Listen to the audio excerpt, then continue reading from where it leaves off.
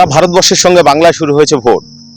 আর vote আসলেই পদ্মা দেবীর মন কেঁদে ওঠে, কারণ সে যখন ভোট দেওয়ার জন্য বাড়ি থেকে বেরিয়েছিল তখনই কিন্তু তার সামনেই খুন হয়েছিল তার 3 আত্মীয়।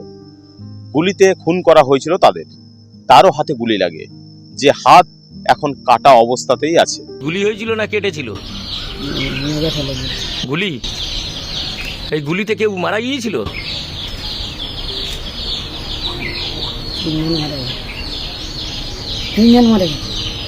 মনে নেই।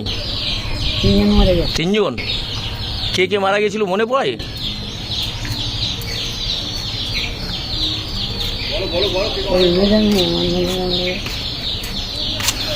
সেই যে তখন ভোট দিতে গিয়েছিলেন যে গোলাগুলি হয়েছিল, তাতে আপনার বাম হাত চলে যায়, আর আবার কি এই লোকসভা ভোটে ভোট দিতে যাবেন? বাবা 8 সাল থেকে আমি সুস্থ আছি, ভালো আছি বাবা, ভোট দিতে যাবো। ভোট দিতে যাবেন? ভোট আমার বাড়ি এসে নিয়ে যাবো। মানে আগেকার তুলনায় এখন কি মানে শান্তিতে আছেন?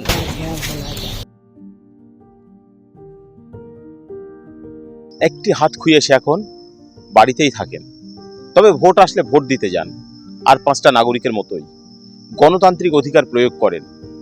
সময়ের সঙ্গে সঙ্গে সরকার পরিবর্তন হয়, পালাবদল হয় রাজনীতি, কিন্তু পদ্মা দেবী আর কখনো হাত ফিরে পাবেন না, এটাও তিনি জানেন, কিন্তু তিনি ভোট দেন।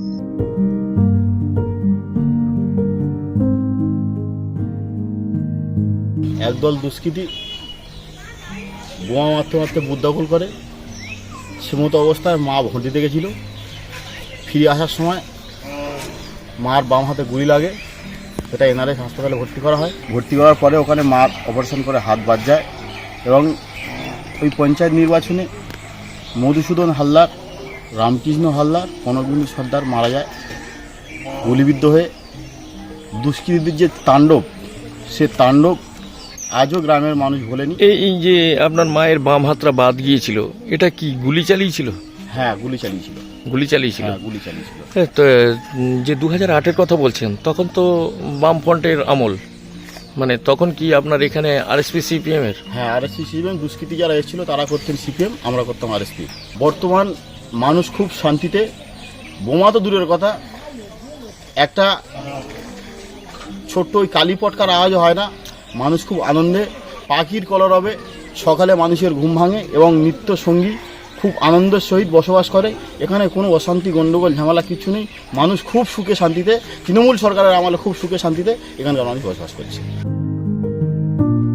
বাসন্তী থেকে দেবব্রত মণ্ডল, সংবাদ প্রতিদিন .in।